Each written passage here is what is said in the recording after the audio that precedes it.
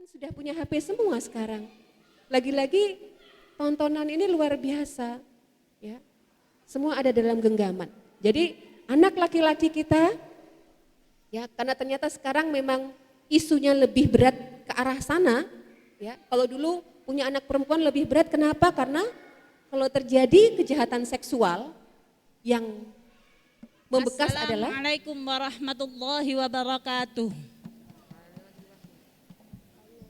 Ya, yang terhormat Ibu Bidan Bugi Rahayu, yang terhormat Ketua Muslimat Perumahan Citra Dingin Mas yang dalam hal ini diketuai oleh Ibu Eli Susilowati dan anak-anak serta ibu-ibu peserta taklim yang berbahagia. Alhamdulillahirabbil alamin. Hamdan amin, hamdan nasta'in, hamdan yuafi ni'ma wa yukafi mazidah, ya Rabbana lakal hamdu.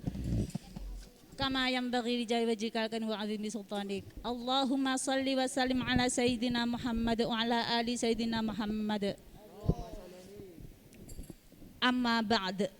Baik anak-anak sekalian dan ibu-ibu peserta pengajian pada sore hari ini, marilah puji syukur selalu kita panjatkan kehadirat Allah Subhanahu wa taala yang mana Beliau adalah zat yang wajib kita sembah.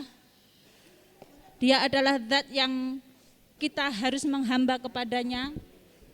Dan atas kehendaknya juga kita semua diringankan langkah kita, dimudahkan kaki kita, diringankan hati kita untuk datang ke majelis taklim yang rutin dilaksanakan oleh majelis taklim Masjid Al-Ikhlas.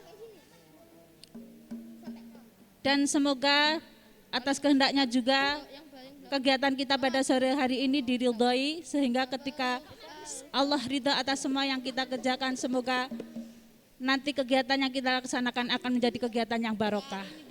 Amin ya rabbal alamin.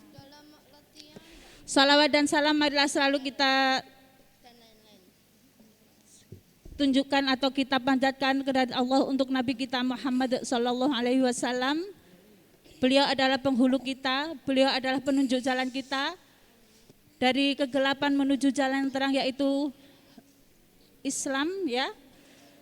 Dan selalu kita nantikan syafaat beliau di yaumil akhir nanti. Baiklah ibu-ibu sekalian yang saya hormati,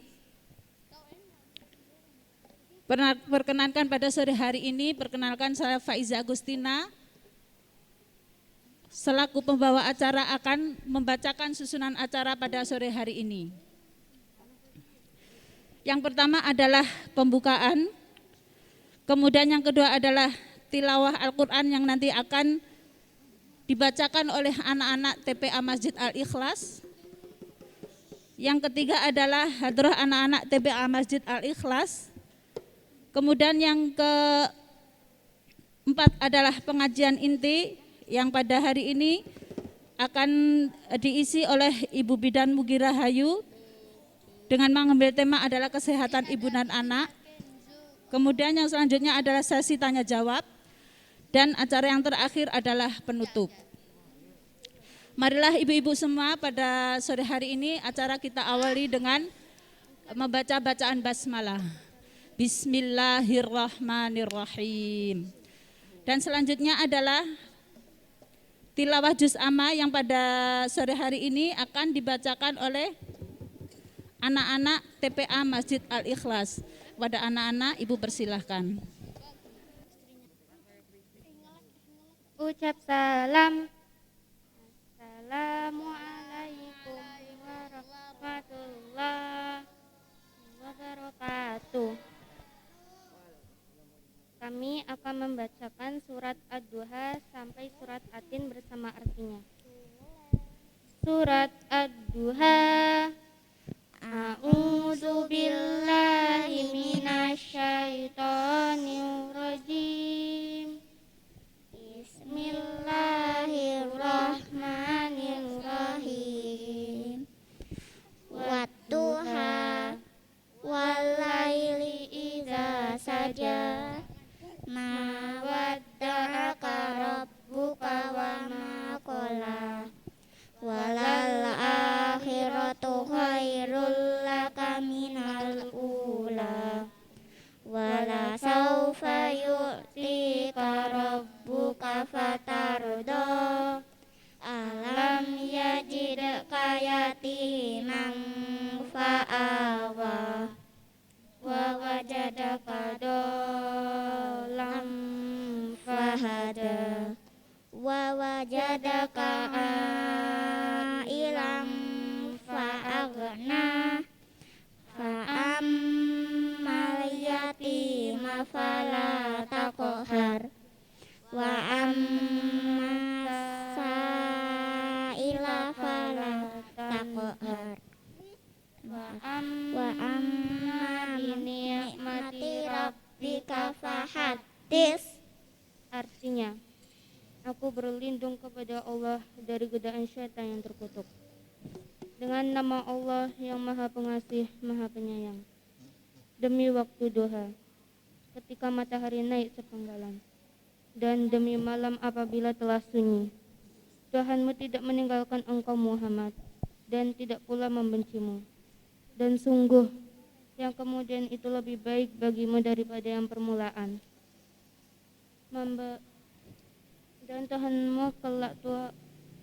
Dan sungguh kelak Tuhanmu pasti memberikan karunia-Nya kepadamu, sehingga engkau menjadi puas.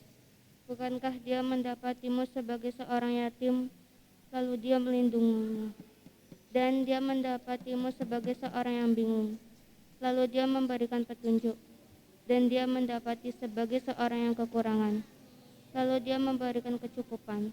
Maka terhadap anak yatim, janganlah engkau berlaku sewenang-wenang, dan terhadap orang yang meminta-minta, janganlah engkau menghardiknya. Dan terhadap nikmat Tuhanmu, hendaklah engkau nyatakan dengan bersyukur. Surat Al-Insyirah. Bismillahirrahmanirrahim. Alam nashrah laka sadrak wa wada'na anka wizrak allazi anqada zahrak wa rafa'na laka zikrak fa inna ma'al usri yusra inna ma'al usri yusra fa iza faragta fansab wa ila rabbika farghab. Artinya, dengan nama Allah yang Maha Pengasih, Maha Penyayang. Bukankah kami telah melampangkan dadamu Muhammad, dan kami pun telah menurunkan bebanmu darimu yang memberatkan punggungmu, dan kami tinggikan sebutan namamu bagimu. Maka sesungguhnya bersama kesulitan ada kemudahan. Sesungguhnya bersama kesulitan. Maka apabila engkau telah selesai dari sesuatu urusan, tetaplah bekerja keras untuk urusan yang lain, dan hanya kepada Tuhanmu lah engkau berharap. Surat At-Tin. Bismillahirrahmanirrahim. Wattini wazzaitun wa turi sinin wa hadal baladil amin. Laqad khalaqnal insana fi ahsani taqwim. Summa radadnahu asfala safilin. Allazina amanu wa amilus solihati walahum ajrum ghairu mamnun. Fama yukadzibuka ba'du biddin. Alaihissallahu bi'ahkamil hakimin. Artinya, dengan nama Allah yang Maha Pengasih, Maha Penyayang. demi buah tin dan buah zaitun, demi gunung Sinai, dan demi negeri Mekah yang aman ini. Sungguh, kami telah menciptakan manusia dalam bentuk yang sebaik-baiknya.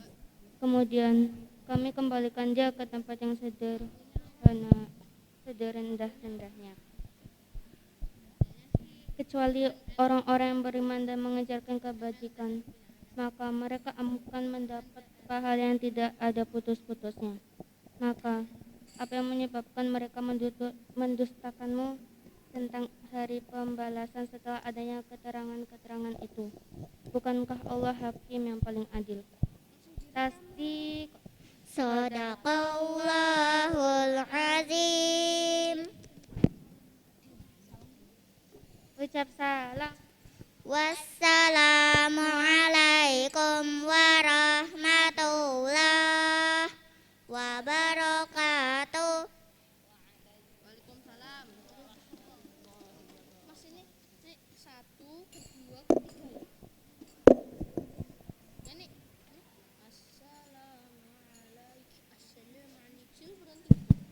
Ya, Masya Allah, itulah anak-anak yang luar biasa, nggih, ibu-ibu semua.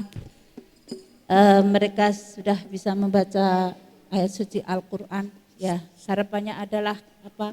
Terus dipupuk semangat mereka untuk terus belajar membaca Al-Quran. Karena mereka kelak akan menjadi penolong kita ketika di akhirat kelak. Dan bisa jadi mereka nanti yang akan memakaikan mahkota kepada kita ketika di akhirat kelak, ketika mereka benar-benar bisa menghafal Al-Quran, ketika mereka benar-benar belajar Al-Quran.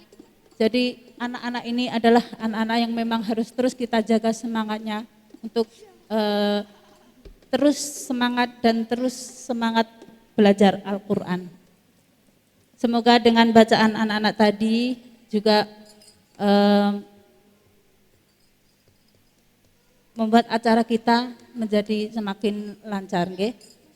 Baik, anak-anak, ibu-ibu semuanya, untuk selanjutnya adalah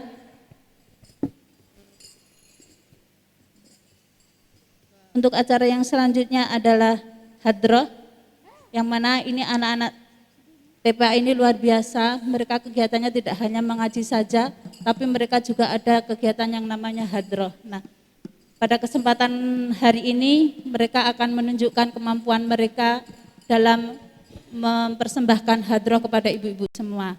Ya, kepada anak-anak, silakan kalian tunjukkan kemampuan kalian.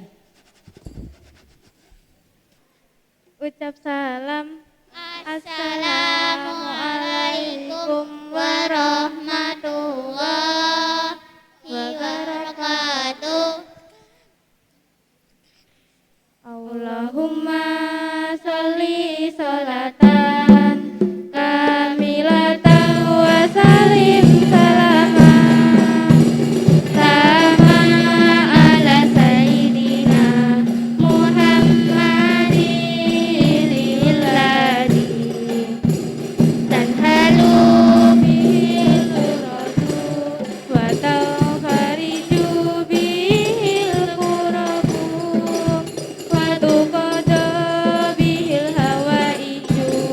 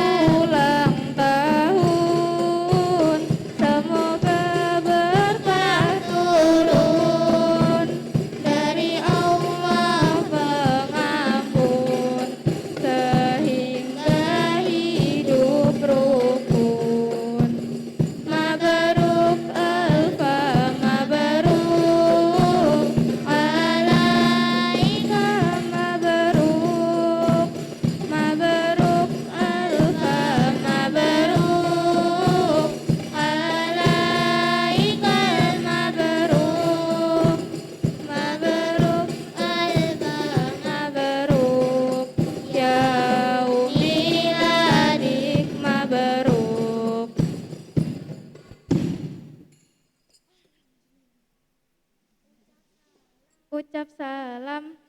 Assalamualaikum warahmatullahi wabarakatuh. Ya, itulah ibu-ibu anak-anak yang luar biasa.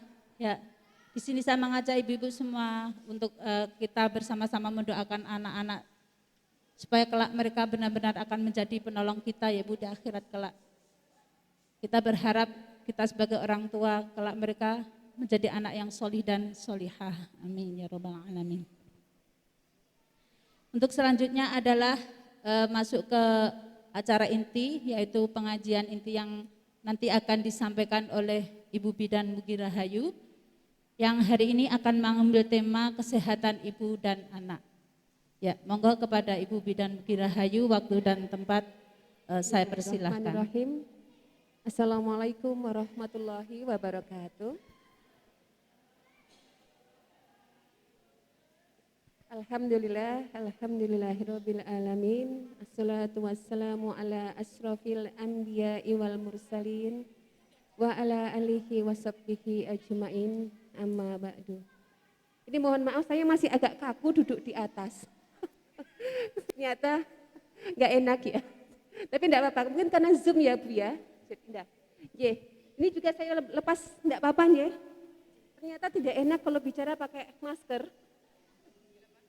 Ya, sambil perkenalan ya, nama saya Bidan Mugirahayu, saya praktek di Bromonilan. Ya, mungkin beberapa ibu sudah tahu. Monggo kalau tidak harus sakit ya ke tempat saya. Monggo kalau ada waktu silahkan untuk mampir ke rumah sekaligus klinik saya di depan Indomaret Pertamina, masuk jalan itu. Ya, baik. Alhamdulillah kita hari ini bisa berkesempatan untuk offline. Ini baru 2 kali saya offline, Masya Allah ya. Ternyata offline itu bikin kangen.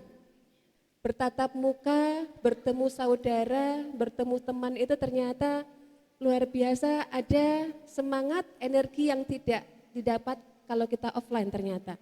Ya, tapi tidak mengurangi mungkin kesemangatan teman-teman yang sekarang sedang Zoom di rumah. Tidak masalah ya, jadi memang kalau saya sendiri mungkin karena generasi jadul, zaman dulu kan biasanya kita bertatap muka. Jadi 2 tahun ya sudah tidak bertatap muka itu rasanya waduh kangen, rindu ya. Dan semoga tidak terjadi gelombang lanjutan dari pandemik ini. Kemarin atau tadi pagi saya baca ternyata Eropa sedang bersiap-siap menghadapi gelombang keempat. Ya Allah, semoga kita tidak, jadi tetap ya pandemi ini nyata, jadi kita tetap menjaga prokes, meningkatkan imunitas ya insya Allah kita lakukan semua, semoga tidak terjadi di negara kita. Baik, hari ini saya mendapatkan amanah untuk menyampaikan tentang kesehatan ibu dan anak. Tadinya saya pikir ini terlalu luas ya, karena kalau kesehatan ibu anak itu banyak sekali. Nah, saya mencoba untuk yang berkaitan dengan bidang saya sebagai seorang bidan. Apalagi kaitannya dengan pandemik ya. Pandemik kemarin saya menolong persalinan anak 15 tahun itu 2 kali. Yang qadarullah memang ya dibilang sekolah berangkat tapi tidak sekolah mungkin ya bertemu dengan pacarnya dan terjadilah kehamilan. Itu 2 kali saya menolong persalinan anak 15 tahun. Ya. Dan sekolah tidak tahu. Ya. Kemudian ada lagi kasus yang setelah persalinan saya diajak bicara, katanya anaknya minta diadopsikan.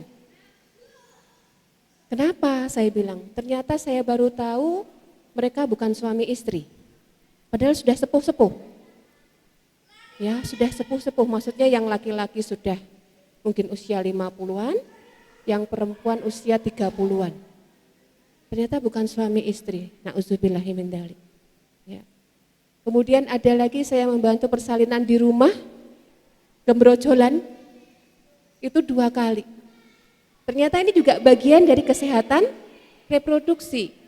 Ya, kalau menurut Kemenkes, kesehatan reproduksi itu adalah keadaan yang ideal dari fisik, mental, dan sosial untuk alat-alat reproduksi. Nah, fisik, mental, dan sosial ini kan luas sekali nggih. Fisik berarti kita harus sehat, tidak sakit. Tidak sekedar mungkin ada keputihan yang tidak nyaman, keputihan yang tidak normal. Secara mental kita juga tidak dalam tertekan. Tadi kalau kasusnya suami istri, tadi ya persalinan bukan suami istri kan secara mental ini kan sakit ya.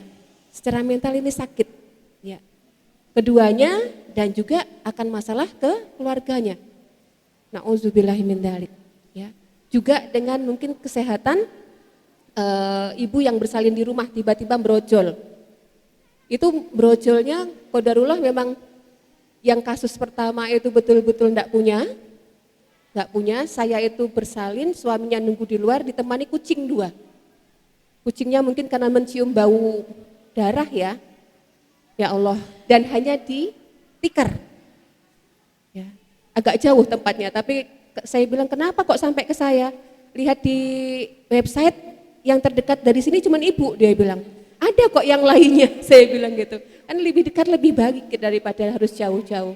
Ya Bu, saya mikirnya hanya lihat di website, lihat ibu ya sudah, dia bilang. Tapi yang kasus kedua ternyata orang kaya. Ya, bukan orang kaya ya orang kaya tapi tidak terlihat kaya. Karena memang waktu itu kebrojolannya ini di sebuah ruko. Saya kira ibunya karena tidak ada biaya, tapi ternyata karena terlalu cepat proses persalinannya. Jadi ibunya tidak mikir itu akan bersalin, tiba-tiba bersalin dan ya brojol di rumah, padahal bayinya besar 3,8. Ya, alhamdulillah lancar, sehat, yang tidak jahitan juga alhamdulillah ya 3,8. Ya. Jadi begitu banyak permasalahan yang ternyata tidak jauh. Karena kalau melihat tadi pengertian dari kesehatan reproduksi itu ternyata luas dan mungkin kita bisa berkaca, saya masuk enggak ya masalah kesehatan reproduksi? Karena terkait fisik, mental, dan sosial. Ya, secara sosial tadi yang kebrojolan di rumah, apakah tetangganya tahu kalau ada yang hamil di rumah itu? Ya, mungkin juga penghuni atau suami istri ini tidak begitu banyak bersosialisasi sehingga tidak diketahui ada ibu hamil di sana. Nah, tentu semua akan membawa dampak ya.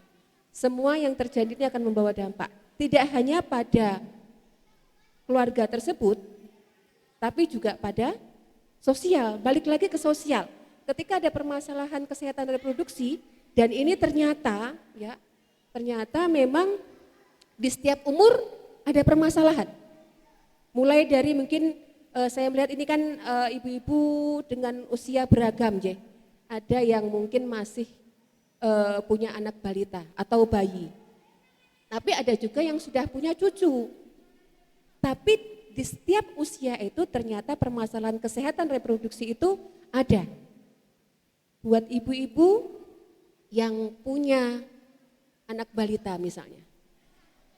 Kemarin saya membaca, apakah punya anak laki-laki dan perempuan itu berat di perempuan? Maksudnya berat punya anak perempuan? Benar enggak? Benar. Kalau punya anak laki-laki? Berat juga ya. Kalau saya menimbang sebetulnya sama ya Bu ya. Sama berat kalau dari permasalahan kesehatan reproduksi apalagi sekarang di mana zamannya itu kurangnya tuntunan tapi banyak tontonan. Ya enggak, zaman sekarang kan tuntunan itu kurang tapi tontonan itu ada di mana-mana. Apalagi zaman online anak kecil sudah pegang HP, tontonannya sudah bermacam-macam dari sana. Ya. Kalau dulu saya mensyaratkan anak-anak saya kuliah baru punya HP, sekarang SMP sudah punya HP, mau tidak mau, suka nggak suka, karena semua harus lewat online. Kalau enggak dikasih ganggu saya. Iya. Ya. Jadi selama pandemi ini semua terjadi secara masif ya, secara tiba-tiba kita harus berubah, kita harus menyesuaikan diri, tapi juga tetap berdasarkan tentu sebagai umat Islam kita punya batas-batas syariat. Nah, kalau melihat pencegahannya, ya dari banyaknya penyakit kesehatan reproduksi yang ada dari semua umur, ya dari misalnya ibu yang punya anak balita. Yang laki-laki harus seperti apa balitanya? Yang perempuan harus seperti apa? Ya. Banyak sekali kan yang harus kita pelajari. Sekarang predator anak kecil juga ada.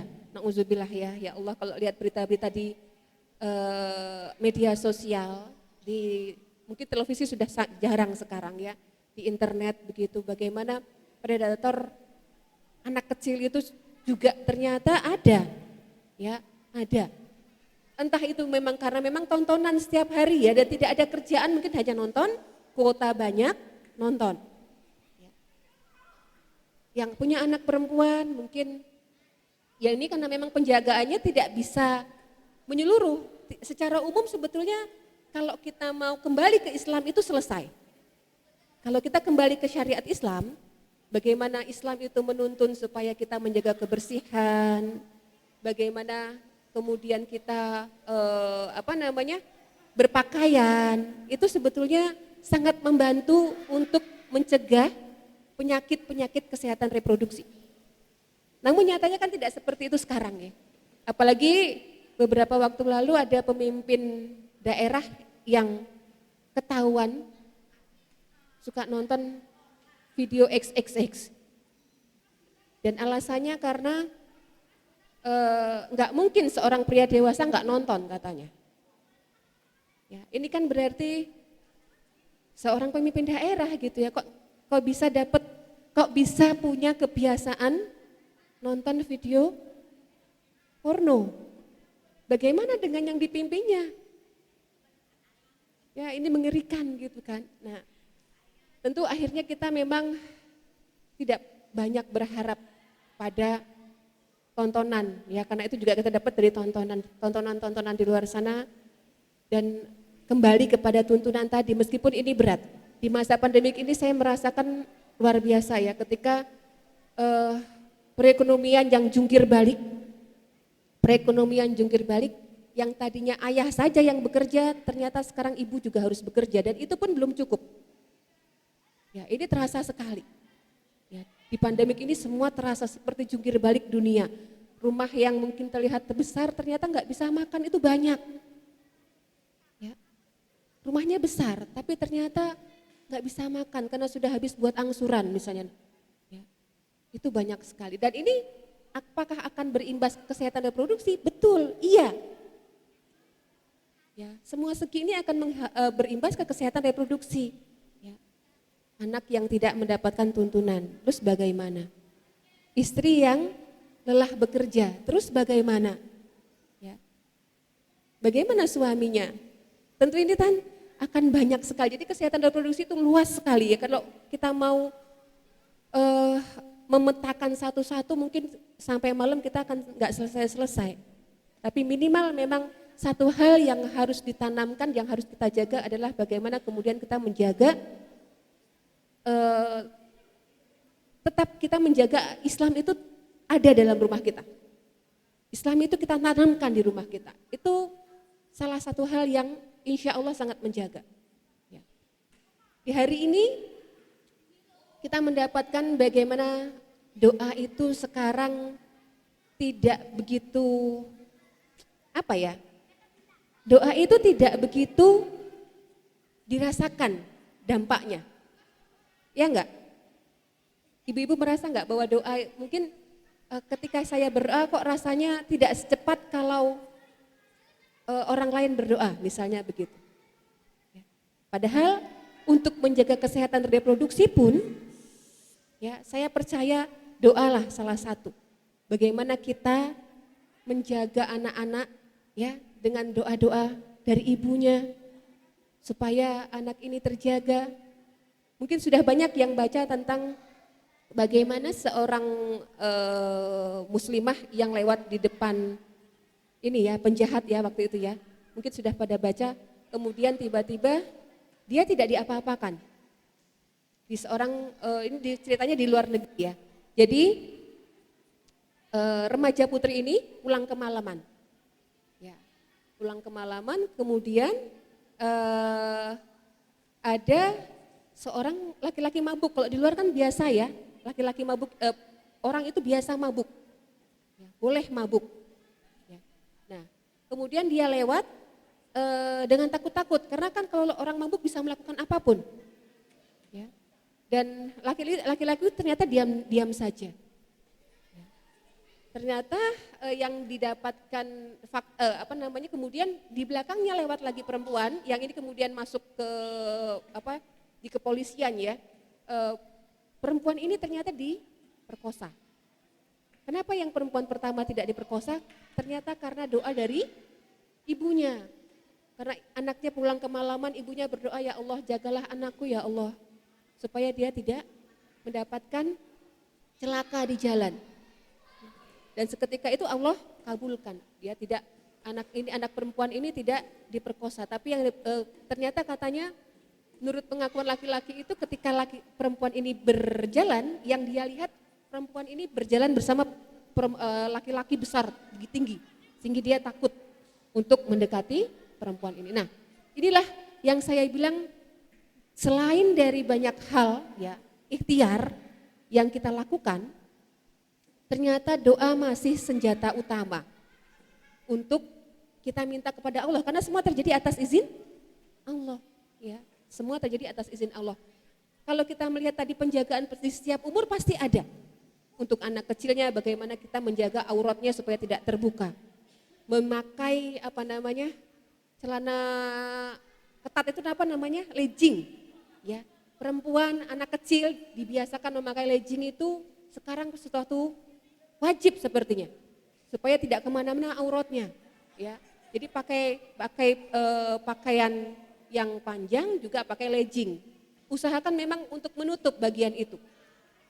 Kemudian anak laki-laki juga bagaimana diajarkan untuk nauzubillah ya. Ternyata memang LGBT itu geraknya luar biasa. Ya, LGBT. Bahkan di beberapa media sosial ketika kita membahas tentang LGBT itu langsung dihapus. Ya, langsung diperingatkan. Langsung dikasih sanksi tidak bisa aktif di media sosial. Betul itu adanya. Dan saya pernah diskusi dengan salah seorang penggiat LGBT, ini karena dia menjadi penggiat LGBT juga karena anaknya yang menjadi korban. Belum jadi korban sih ya, tapi bakal korban sepertinya, bakal korban. Karena anaknya ternyata memang, ya kan yang dicari kan anak-anak yang halus gitu ya, yang lembut gitu ya. Nah itu sempat akan menjadi korban sehingga ibu ini kemudian menjadi pejuang anti LGBT. Dan tidak disangka ternyata nauzubillah pelakunya itu seorang yang juga paham agama. Dikatakan paham agama karena beliau bekerja di salah satu institusi Islam. Ya. Dan ya ini yang akan kemudian kita bagaimana menyiapkan anak-anak laki-laki kita untuk berani berkata tidak, bercerita, kemudian melarang siapapun untuk memegang kemaluannya pasti ya. Anggota bagian bawah tubuhnya, artinya dari antara penis sampai duburnya. Ini ditanamkan kepada anak laki-laki. Karena memang ini gerakannya masif sekali menurut teman saya tadi, ya mungkin teman ibu-ibu juga sudah tahu, ada aplikasi di marketplace di App Store itu yang bisa mendeteksi keberadaan seorang LGBT lainnya. Ada. Saya pernah mau pasang tapi takut terdeteksi gitu ya. Karena ini kemudian juga bisa dideteksi apakah seorang gay itu nanti akan dia akan berperan sebagai laki-laki atau perempuan. Jadi aplikasi semacam itu ada. Ya, kalau kita pasang dan kita memang akan didata. Kamu akan sebagai laki-laki atau perempuan. Jadi kalau yang kita mencari misalnya dia gay laki-laki, dia akan mencari perempuannya kan? Nah, dia itu akan terlihat di area terdekat. Area terdekat kita. Jadi dia pakai maps ya.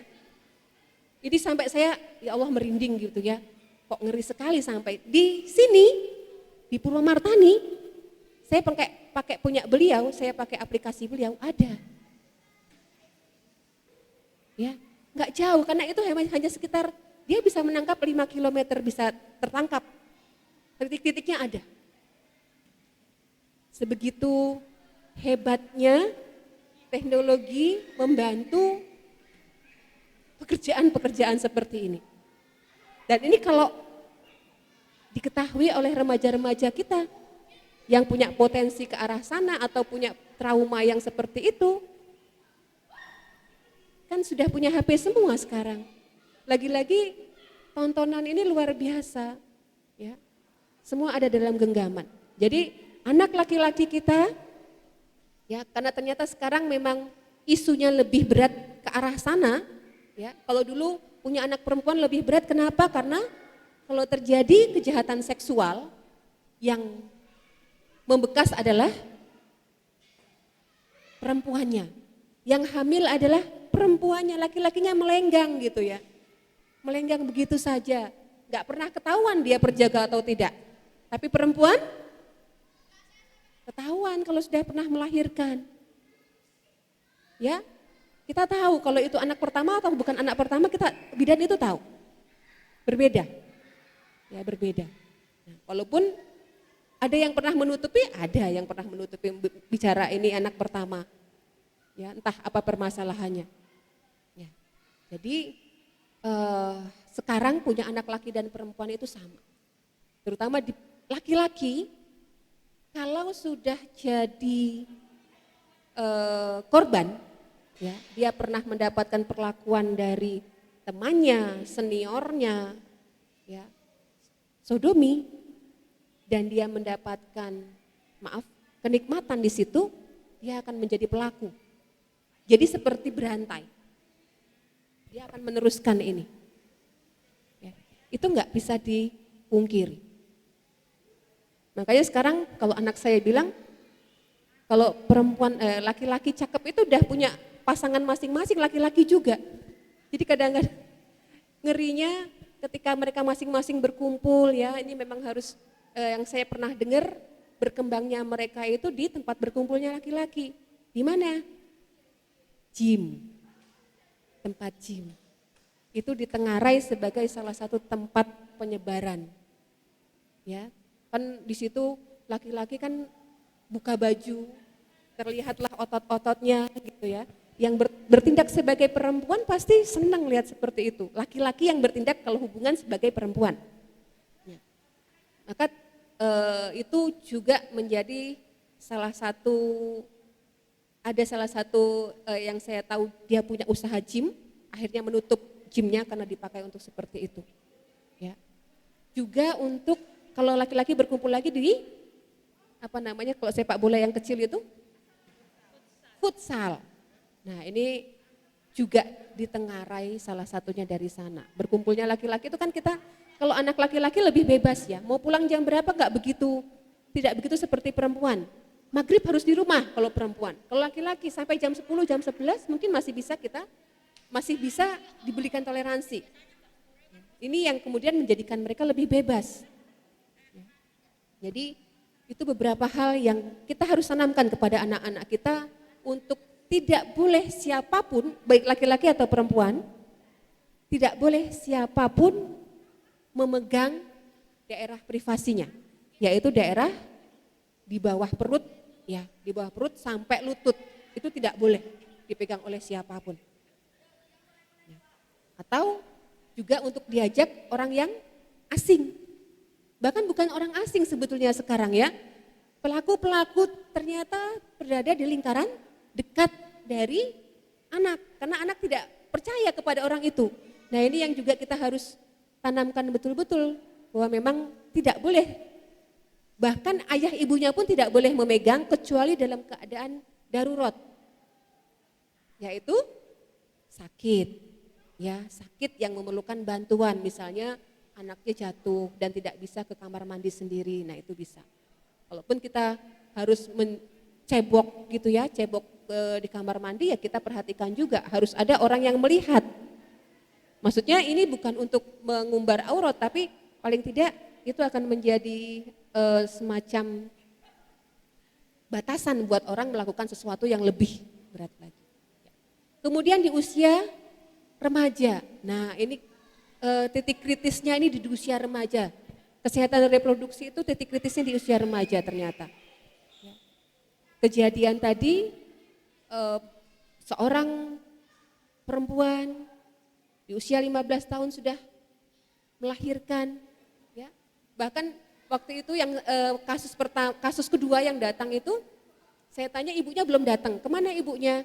Baru ambil seragam di sekolah. Tapi nanti kesini ya, karena ini kan harus ditemani, saya bilang harus ditemani, nggak bisa sendiri. Masih ambil seragam di sekolah, karena guru tidak ada yang tahu kondisi ini, nggak tahu kalau muridnya bersalin hari itu, ya luar biasa. Maksudnya ya Allah gitu ya, luar biasa. Berarti besok kalau pas masuk sekolah sudah masuk sekolah lagi, iya masuk sekolah lagi. Entah nanti bayinya sama siapa begitu ya. Sedemikian itu yang terjadi dan itu di hadapan saya begitu kan. Jadi ibunya tidak bisa datang karena baru ambil seragam di sekolahnya, baru pembagian seragam. Nah, di usia remaja ini usia yang kita semua sudah pernah melewati masa remaja ya ibu-ibu ya. Masa pencarian, masa dekat dengan kawan, masa ingin bebas, tidak mau diatur, luar biasa gitu ya. Yang saya menghadapi 4 anak remaja, sekarang anak saya mulai dari SMP sampai kuliah itu ya mendapati hal seperti itu, ya tidak lebih suka liburan besok mau kemana Mi? Nggak kemana-mana, aku mau ke rumah temanku ya gitu ya. Siapa kan? Ya nanti ini nanti aku telepon dulu yang siapa yang siap gitu ya. Jadi dia lebih suka bersama teman-temannya. Sementara kita kadang-kadang kecolongan juga temannya yang mana gitu ya. Bukan tidak mungkin ya meskipun nauzubillah ini ya, nauzubillah min dzalik ya. Ternyata saya juga mendapatkan info dari teman saya salah satu kota santri di Jawa Timur. Ya. Ternyata penyebaran LGBT dimulai dari pondok. Nauzubillah, pondok. Terutama pondok-pondok konvensional di mana dia bilang santrinya itu mungkin satu kamar hanya muat untuk 5 orang tapi dipenuhi oleh 10 orang. Ketika ada salah satu predator satu saja, dia akan mengajak semuanya jadi predator. Karena pasti akan berusaha mencari, berusaha melampiaskan nafsunya pada teman-temannya juga. Ya. Jadi dia bilang, saya sedih tapi harus bagaimana? Karena kita memang harus bergerak. Ya. Salah satu pusat penyebarannya adalah di pondok. Karena sama-sama laki-laki. Bukan nggak mungkin juga sama-sama perempuan. Lesbian juga sekarang ternyata ada, nyata. Ya. Ada kan yang kemarin sempat viral sepasang model ya, sepasang model yang kemudian menyatakan bahwa mereka pacaran, perempuan sama perempuan. Dan tidak malu-malu lagi untuk mengumbar kemesraan di media sosial. Ini ya urat malunya sudah putus. Gitu ya. Padahal malu itu sebagian dari iman. Ya. Dan memang kemudian yang kita juga harus siapkan untuk mengawal anak-anak menuju kesehatan reproduksi yang terjaga, ya terjaga. Karena mungkin memang sulit ya. Nah, perempuan-perempuan atau anak-anak ini selain kalau laki-laki mungkin karena mendapatkan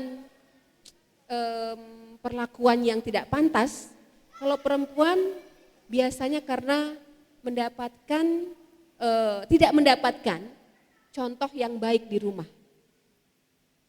Contoh yang baik di rumah. Ya, misalnya terjadi perceraian. Walaupun juga tidak harus terjadi perceraian, ya.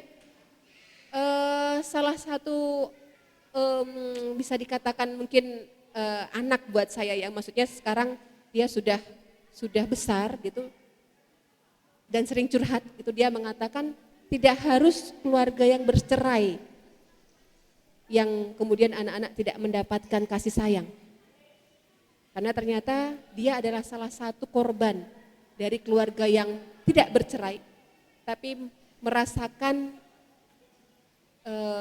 dampak dari ketidaknyamanan dalam keluarga. Nauzubillah, dia pernah diperkosa. Tapi bukan oleh sahabat ayahnya. Sahabat ayahnya. Dan bapaknya tidak melakukan apa-apa. Bapaknya tidak melakukan apa-apa, hanya bilang mungkin khilaf. Dia kemudian tidak mendapati dirinya itu kan dibela. Akhirnya dia pergi keluar pulau ya. Dia memang orang asli sini tapi kemudian dia mencari kerja di luar pulau, berusaha menghindar dari masalah untuk kemudian ketemu lagi dengan orang ini. Dan itu ya malah dipergunakan keluarganya untuk dapat uang ya. Anaknya pergi keluar Jawa memang dengan gaji yang luar biasa. Anak perempuan ini pergi keluar Jawa, kontrak di luar Jawa dengan gaji sebulan yang tinggi untuk ukuran Jogja. Dan ini dipakai bapaknya. Kan mengerikan gitu ya. Dan dia akhirnya mengatakan, meskipun bapak dan ibu saya bersama, tapi ternyata saya tidak mendapatkan sesuatu yang harus saya dapatkan sebagai seorang anak. Ketika sekarang waktunya dia menikah pun tidak diperbolehkan. Tidak diperbolehkan. Ya, jadi ini hari-hari ini dia sering curhat ke saya. Bagaimana kalau saya tidak dinikahkan oleh bapak? Apakah boleh wali yang menikahkan? Apakah saya harus terus taat pada orang tua sementara saya sudah harus menikah sekarang, usianya sudah cukup, bahkan lebih, karena dia selama 5 tahun pergi keluar pulau itu untuk mencari uang, ya. Dan saya kira dengan gaji segitu dia sudah cukup semuanya. Ternyata masih kurang juga karena orang tuanya yang terus meminta gitu ya. Ya Allah, ternyata cerita-cerita seperti itu ada di sekitar kita dan itu juga bagian dari kesehatan reproduksi. Bagaimana secara mental, secara fisik anak ini mendapatkan tekanan. Ya. Jadi dari banyaknya kasus itu sebaiknya memang kita terus berkaca.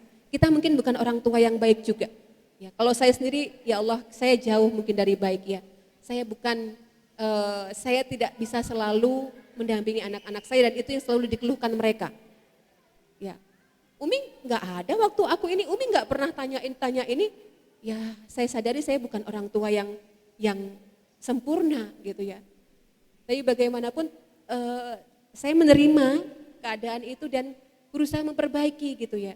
Dan itu yang harus memang kita lakukan. Semoga masih ada waktu untuk kita memperbaiki diri, mendampingi anak-anak terutama tadi di fase remaja ini luar biasa gitu ya. Kesehatan reproduksi mereka itu kalau mereka terjaga maka itu adalah aset mereka untuk kehidupan yang lebih baik di masa yang akan datang. Ya. Kemudian meningkat lagi ke masa pernikahan. Pernikahan awal mungkin ya, pernikahan awal apa sih yang terjadi gitu ya. Mungkin nanti kita akan mendampingi anak-anak, cucu atau mungkin sekarang masih di fase itu ya, kalau merujuk pada pengertian tadi, maka seharusnya memang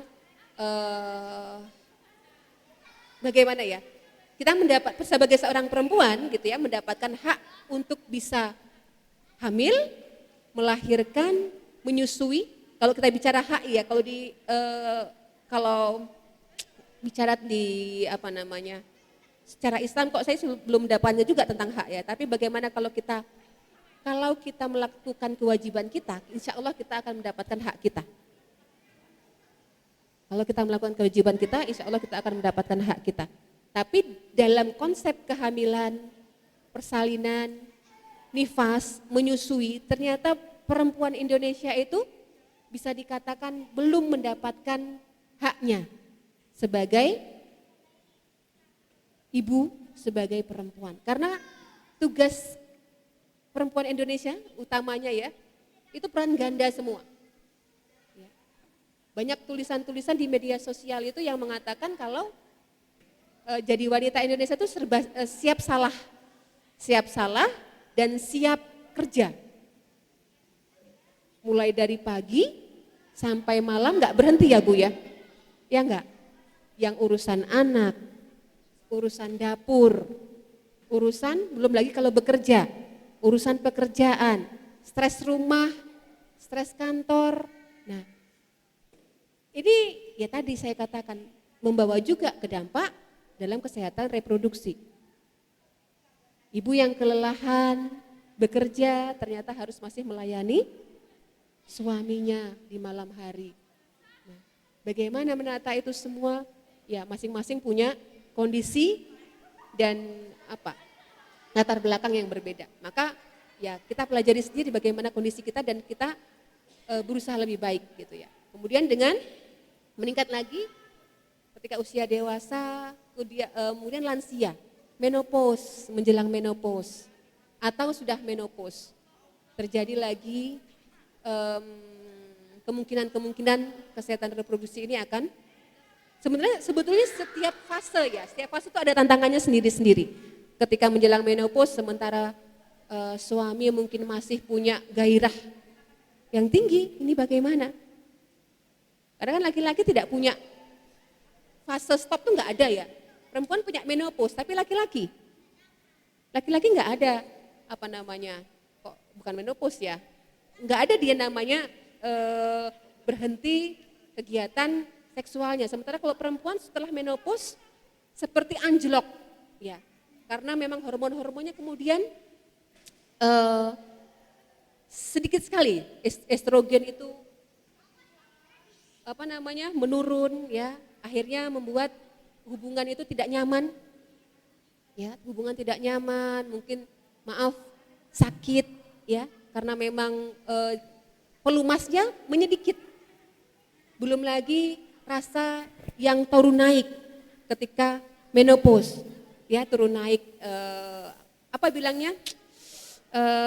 mut-mutan ya, moodnya. Ada rasa panas yang luar biasa ya, rasa panas kemudian ke atas gitu ya. Hot flash itu. Nah, ini mengganggu pasti. Dan ini bagian juga dari kesehatan reproduksi. Dari fase baik perempuan maupun laki-laki itu potensi menimbulkan kesehatan reproduksi yang tidak prima ketika kita tidak pandai untuk mensiasatinya. Ya, saya belum memasuki, mungkin menopause saya masih belum, tapi suatu saat saya akan memasukinya juga dan harus mempersiapkan diri. Apa yang terjadi saya juga belum tahu.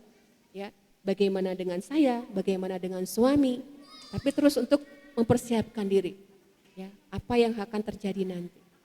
Juga dengan anak-anak gitu ya, menjelang mereka nanti ini remaja, nanti masuk dunia pernikahan, menemani mereka hamil, bersalin begitu. Belum tahu apa yang akan terjadi, tapi tetap mempersiapkan diri. Ya, baik. Ini waktunya, apakah sudah cukup untuk saya jawab? Atau masih ada lagi? Tanya aja.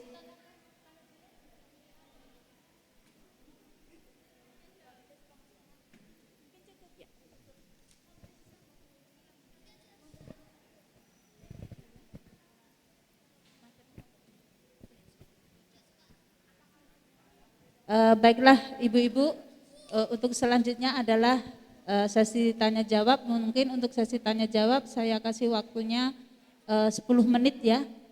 Monggo silahkan, mungkin ada ibu-ibu yang mau bertanya kepada Ibu Mugi Rahayu yang kebetulan beliau hadir di sini. Oke, monggo silahkan Bu.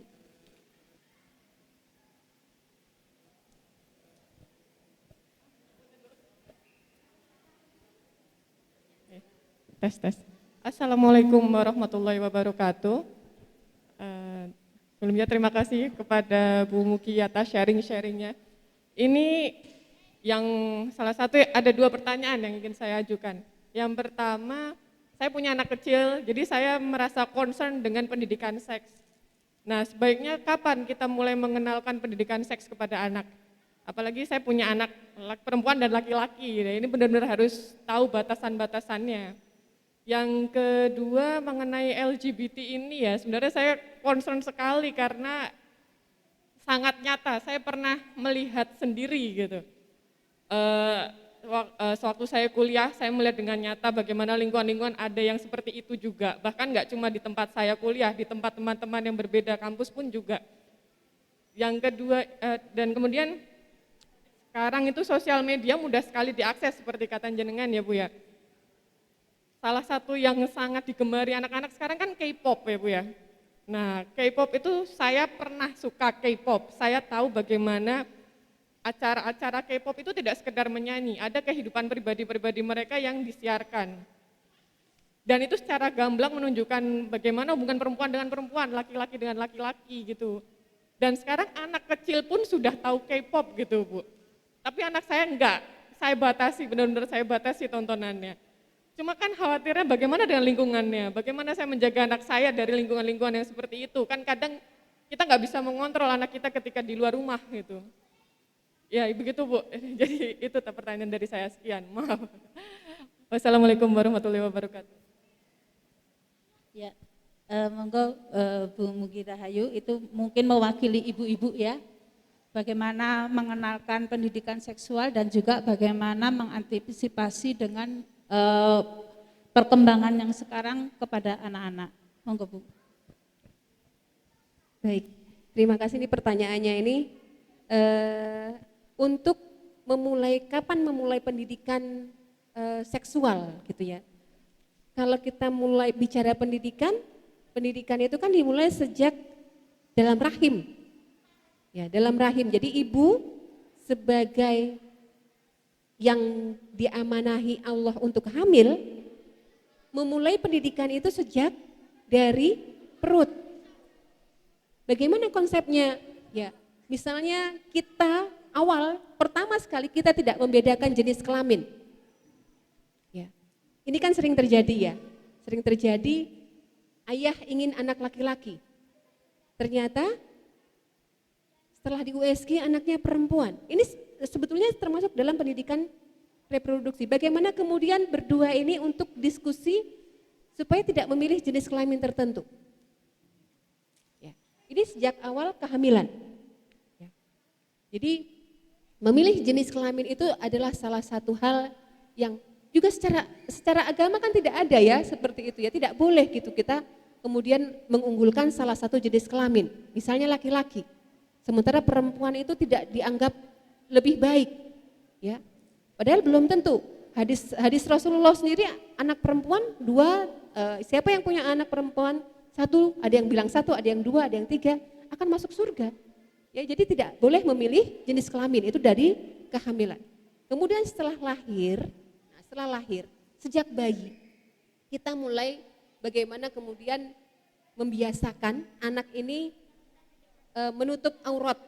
Ya, mungkin kalau bayi kan tidak selamanya dia akan pakai jilbab, ya. Nah, anak laki-laki dan perempuan sama. Ketika kita ganti popoknya, maka tutupi dulu. Ini basah nih popoknya. Kita akan ganti popok kan berarti dia tidak pakai apa-apa. Tutupin dulu pakai kain. Sementara kita akan ambil popok yang baru.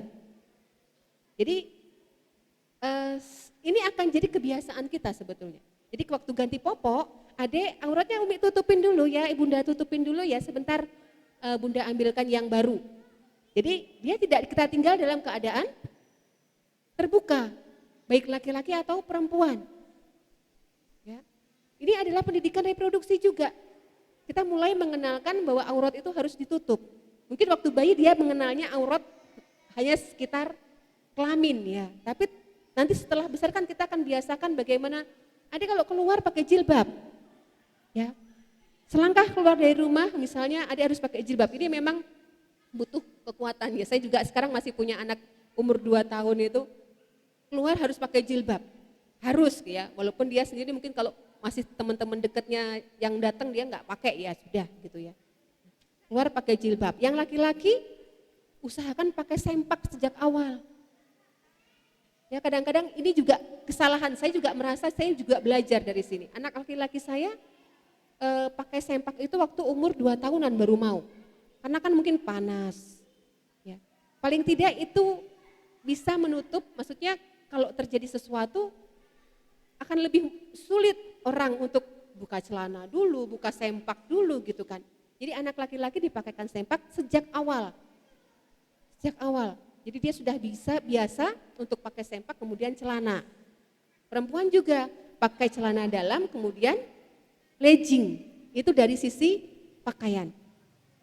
Ya, memang ini akan setiap usia akan ada pertambahan. Kemudian setelah naik lagi, bagaimana dia kita ajarkan untuk tidak dipegang oleh siapapun tadi. Kita juga bicara pada suami untuk ketika menceboki anak perempuan, bagaimana? Kita melihat, ya bukannya ya curiga, tapi setan bisa lewat gitu ya, nauzubillah gitu kan. Jadi ketika dia menceboki anak perempuan, kita melihat bagaimana caranya. Jadi memang ini, sekarang tuh kalau bicara ya Allah ya, sudah nggak bisa dibicarakan lagi bagaimana. Bagaimana beratnya kita mendidik anak-anak, terutama kaitannya dengan kesehatan reproduksi. Kemudian yang kedua tentang K-pop ini ya, demam K-pop luar biasa. Ya, luar biasa. Saya jadi kalau Mbak Bidan saya di rumah itu, Umi nggak usah lihat, nanti bisa ketagihan. Alhamdulillah enggak gitu. Maksudnya saya nggak ketagihan, saya nggak tahu lihat orang Korea tuh kok sama semua ya. Saya nggak tahu yang ini yang namanya siapa saya nggak tahu gitu ya. Ya alhamdulillah nggak tahu. Ya. Tapi melihat memang ibu rumah tangga sampai malam karena pagi sampai suami pulang ngurus rumah tangga. Setelah itu pengen me time. Me time-nya apa? Nonton K-pop. Dan itu sampai malam, tengah malam itu digunakan buat me time. Karena nanti subuh sudah kerja lagi, nggak bisa nonton. Padahal ada serial baru muncul, baru keluar, gitu ya. Luar biasa gitu ya Allah gitu ya. Dan ini pasti ya kalau ibunya kena, ya anaknya nanti akan terkena juga. Karena ketika dia pegang HP ibunya, kok keluar ini lagi gitu ya. Nah padahal saya percaya gitu ya, saya percaya dan setiap ada tren itu sebenarnya sedang menyebarkan satu kebiasaan, ya enggak? Ya, ketika ada tren, sekarang trennya K-pop, sebetulnya ada satu hal yang sedang dia susupi di sana dan pasti ini adalah tentang tadi, begitu kuatnya LGBT itu mencengkeram kita. Laki-laki dan perempuan, laki-laki dianggap biasa saja, perempuan dan perempuan dianggap biasa saja. Nah ini bagaimana kemudian ya, berarti dimulai dari ibunya. Dimulai dari ibunya yang ayo ya berusahalah untuk tidak mendekati K-pop gitu ya. Karena bagaimanapun ini akan menjadi bagian dari anaknya. Ya, kan sudah seperti itulah yang terjadi di sini. Jadi minimal ibunya meninggalkan. Insya Allah anaknya seminimal mungkin juga nggak kenal. Ya, sebagaimana kalau kemudian kalau kita kenalkan dengan Al-Quran, pasti anaknya akan lebih kenal dengan Al-Quran. Ya, jadi kita menjauhi yang tidak kita inginkan dan kita melakukan apa yang anak kita ingin lakukan. Begitu Bu. Gitu? Ya. Cukup ya, Bu. Ya, baik. Monggo Bu Mugirayu dipimpin untuk berdoa. Gimana? Berdoa, Bu. Oh ya, bismillahirrahmanirrahim. kita sama-sama berdoa di akhir pertemuan ini, semoga Allah melimpahkan rahmat dan barokahnya untuk kita semua. Bismillahirrahmanirrahim. Alhamdulillahirabbil alamin. Hamdan yu'afi ni'amahu wa yukafi mazidah. Ya Rabbana lakal hamdu kama yanbaghi li jalali wajhikal wa azimi sultanik. Ya Allah, ya Tuhanku, hari ini kami bersama belajar, ya, bertemu dengan saudara kami. Ikatlah kami dengan kasih sayang-Mu dan berilah kami pemahaman yang baik untuk terus belajar di jalan. Jadikanlah anak-anak kami anak-anak yang solih-solihah, dan jadikanlah kami insan yang terus mau belajar dan memperbaiki diri. Ya Allah, ya Tuhanku, ampunilah dosa orang tua kami dan sayangilah mereka sebagaimana menyayangi kami ketika kami waktu kecil. Ya Allah, terimalah amal-amal kami, karena kami yakin Engkau Maha Penerima amal, dan tunjukkanlah kami jalan-jalan yang lurus, bukan hanya jalan yang positif atau negatif, tapi juga jalan yang lurus yang Engkau ridhoi, yang akan membawa kami lebih dekat kepada Engkau, ya Allah.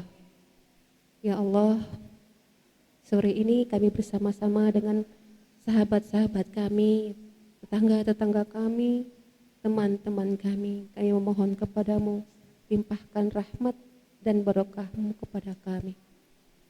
Berikan kami kesempatan untuk menjadi lebih baik lagi. Berikan kami kesempatan untuk belajar dan kembali nanti kepadamu dalam keadaan yang sangat baik dan Engkau ridhoi. Jadikanlah kami keluarga yang sakinah, mawaddah, warahmah. Bersama dengan suami atau istri kami belajar menjadi manusia yang lebih baik lagi. Rabbana atina fid dunya hasanah wa fil akhirati hasanah wa qina azabannar.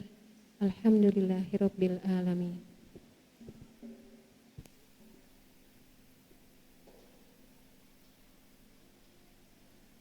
Terima kasih Bu Muki Rahayu untuk terima kasih Bu Muki Rahayu untuk ilmunya hari ini. Bisa kita simpulkan bahwa ternyata kesehatan reproduksi itu tidak hanya melingkup fisik aja ya, tapi juga melingkup untuk mental dan juga sosial. Dan juga tadi disampaikan bahwa pendidikan seksual itu tidak hanya dari anak-anak. Ternyata pendidikan seksual itu dimulai saat kita sudah mulai masuk ketika kehamilan. Jadi kita tidak boleh namanya apa tadi Bu? Memilih jenis kelamin, nah seperti itu. Ya, semoga yang kita dapatkan hari ini bermanfaat untuk ibu-ibu semua. Dan monggo untuk kegiatan kita pada sore hari ini, pengajian muslimat untuk Masjid Al-Ikhlas Permajid Raringin Mas, kita akhiri, kita tutup dengan bacaan hamdalah dan doa kafaratul majlis. Alhamdulillahi rabbil alamin. Subhanakallahumma wa bihamdik. Asyhadu an la ilaha illa anta astaghfiruka wa atubu ilaik. Saya selaku pembawa acara mohon maaf. Ya, ini setelah acara selesai anak-anak masih akan ada menampilkan performanya. Nah, monggo silahkan nanti ibu-ibu bisa membersamai anak-anak. Ya, saya selaku pembawa acara mohon maaf apabila ada kurang lebihnya. Untuk pengumuman piket berikutnya adalah blok B ya untuk bulan depan, dan selanjutnya tadi ada titipan bahwa infak hari ini terkumpul Rp89.000. Alhamdulillahirabbil alamin. Ya, saya mewakili mungkin dari piket blok A, mohon maaf mungkin ada kekurangan atau apapun kami dalam menyajikan atau menyiapkan kegiatan pada sore hari ini. Saya mohon maaf. Saya tutup. Wassalamualaikum warahmatullahi wabarakatuh.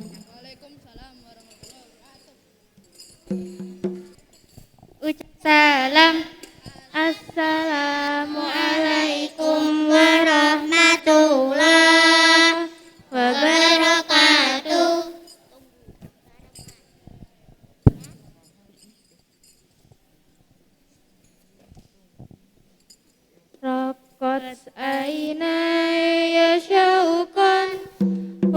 طيبة ذرفة إسكان فأتيت إلى يا حبيبي فاهدأ يا قلب ورزقا صلوا على محمد السلام عليك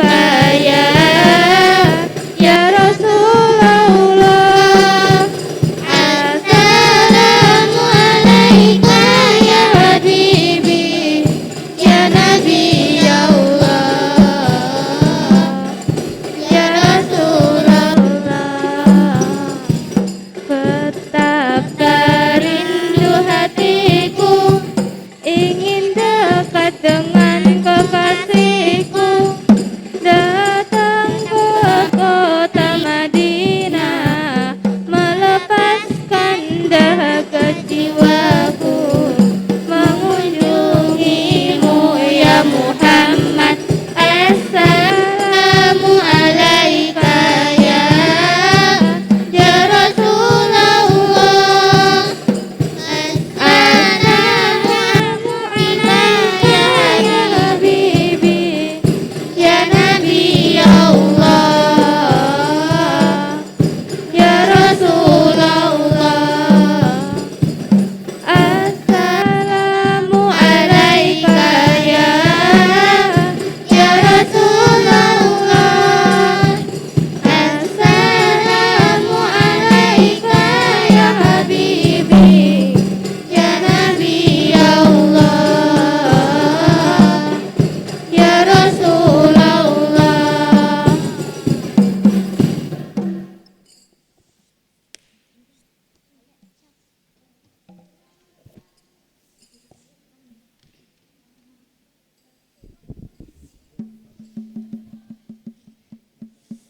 Allahul kafi Rabbunal kafi qasadanal kafi wajadanal kafi likulil kafi kafanal kafi wa ni'mal kafi alhamdulillah.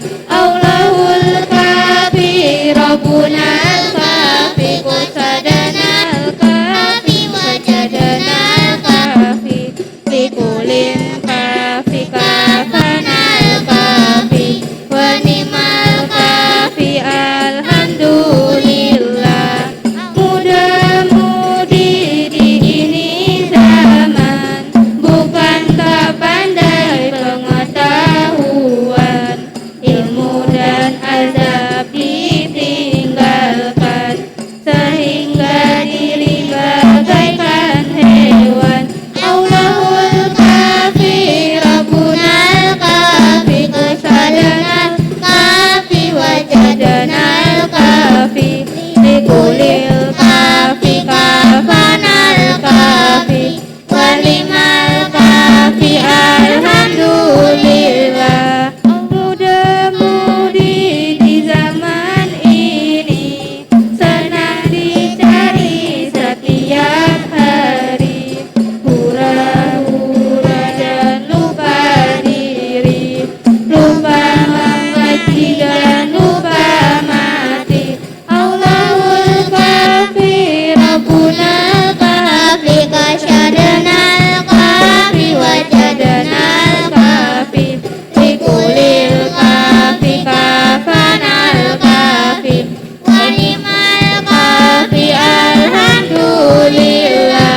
Allahul kafi Rabbunal kafi qasadanal kafi wajadanal kafi likulil kafi kafanal kafi wa ni'mal kafi alhamdulillah.